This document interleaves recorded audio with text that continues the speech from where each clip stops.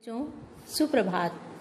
आज हम कक्षा 12 की हिंदी पाठ्य पुस्तक के संस्कृत खंड से सुभाषित रत्नान पाठ का अध्ययन करते हैं। सुभाषित रत्नान से तात्पर्य है सुंदर वचन या सुंदर कथन रूपी रत्न। बच्चों, हमारा संस्कृत साहित्य ऐसे सुंदर वचनों से या ऐसी सुंदर उक्तियों से भरा हुआ है जिनको हम अपने आचरण में ढालकर अपना जीवन सुखी और सफल बना सकते हैं। तो आइए आज हम इस पाठ में दिए हुए ऐसे ही सुंदर उक्तियों का या ऐसे ही सुंदर श्लोकों का अध्ययन करते हैं। प्रथम श्लोक। भाषासु मुख्या मधुरा दिव्या गीर्वाण भारती तस्या ही मधुरम काव्यम तस्मादपि सुभाषितम।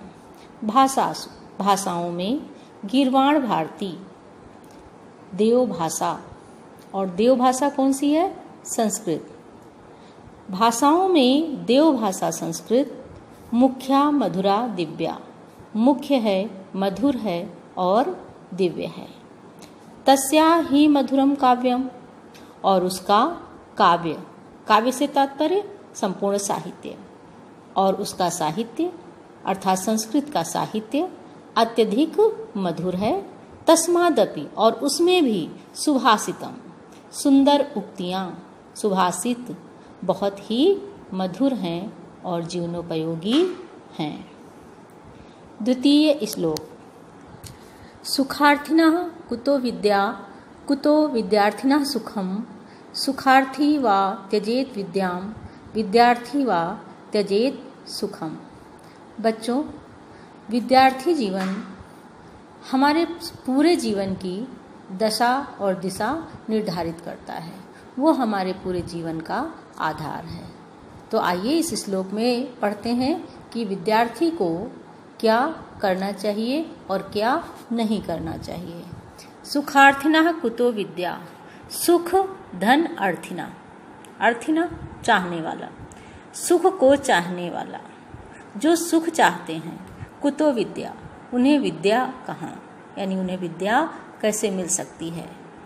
कुतो विद्यार्थिना सुखम, और जो विद्यार्थिना विद्या धन अर्थी, जो विद्या के चाहने वाले हैं उन्हें सुख कहाँ, अर्थात उन्हें सुख कैसे मिल सकता है। सुखार्थी व त्यजेत विद्या, जो सुख चाहता है उसे विद्या छोड़ देनी चाहिए। विद्यार्थी व त्यजेत सुखम, और जो विद्या चाहता है उसे सुख की आशा त्याग देनी चाहिए। अर्थात सुख चाहने वालों को विद्या प्राप्त नहीं हो सकती, और विद्या चाहने वालों को सुख कैसे मिल सकता है, क्योंकि विद्या तो अत्यधिक परिश्रम करने से ही प्राप्त होती है। तृतीय श्लोक। जल बिंदु निपातेन क्रमशः पूर्यते घटः सा हेतु सर्व विद्यानां धर्मस्य चा धनस्य चा। जल बिंदु निपातेन, जल की बूंदों के गिरने से, क्रमशः धीरे धीरे, घटा पूर्यते, घड़ा भर जाता है। छोटी छोटी जल की बूंदों के गिरने से धीरे धीरे घड़ा भर जाता है। सा हेतु सर्व विद्यानाम, और यही कारण सभी विद्याओं का होता है, धर्म का है और धन का है।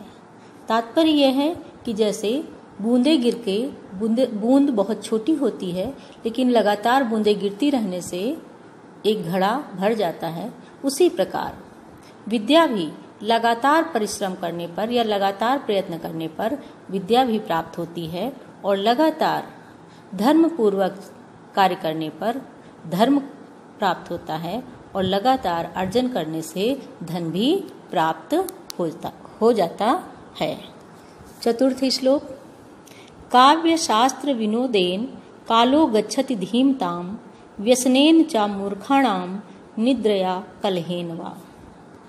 धीमताम, विद्वानों का, कालो समय, काव्य शास्त्र विनोदेन, काव्य और शास्त्रों की चर्चा रूपी विनोद में गच्छति जाता है या व्यतीत होता है। बुद्धिमानों का समय काव्य साहित्य की या शास्त्रों की चर्चा करके व्यतीत होता है। जबकि इसके विपरीत मूर्खाणाम मूर्खों का समय, व्यसनेन बुरी आदतों में, निद्रया सो करके निद्रा में, या फिर कलहेन कलह करके लड़ाई झगड़ा करके व्यतीत होता है। पंचम श्लोक। न चौरहार्यम न चा राजहार्यम न भ्रातृभाज्यम न चा भारकारी व्यय कृते वर्धत एव नित्यम विद्याधनम सर्वधन प्रधानम।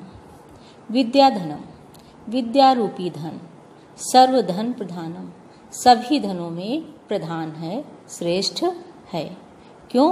क्योंकि न चौरहार्यम, ये विद्यारूपी धन ऐसा धन है जिसे चोर चोरी नहीं कर सकता। न राजहार्यम, और न ही राजा इसका हरण कर सकता है, छीन सकता है। न भ्रातृभाज्यम, न भाई इसे बांट सकता है।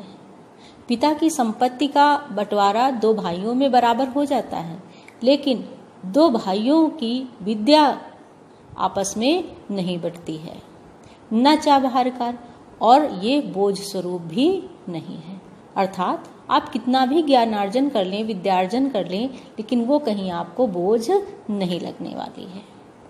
व्यय कृते वर्धत एव नित्यम, और विद्या रूपी धन की जो सबसे बड़ी विशेषता है वो ये है कि व्यय कृते, व्यय करने पर, वर्धत एव नित्यम, ये हमेशा बढ़ती है।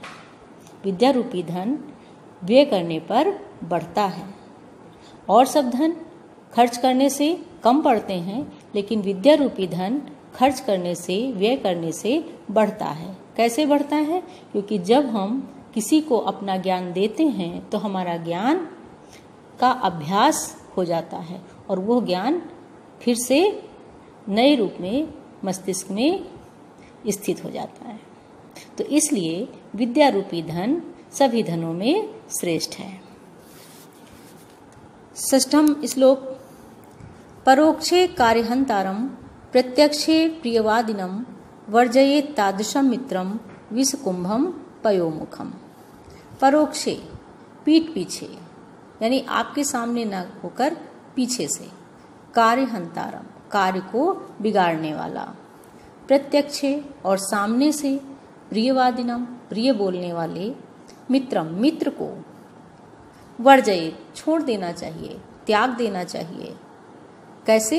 विषकुंभम पयोमुखम, तादृशम, वैसे ही जैसे ऐसा कुंभ, ऐसा घड़ा जिसके मुख पर पय हो, दूध हो, लेकिन अंदर विष भरा हो, ऐसे घड़े के समान पीठ पीछे काम बिगाड़ने वाले और सामने प्रिय बोलने वाले मित्र का त्याग कर देना चाहिए। सप्तम श्लोक।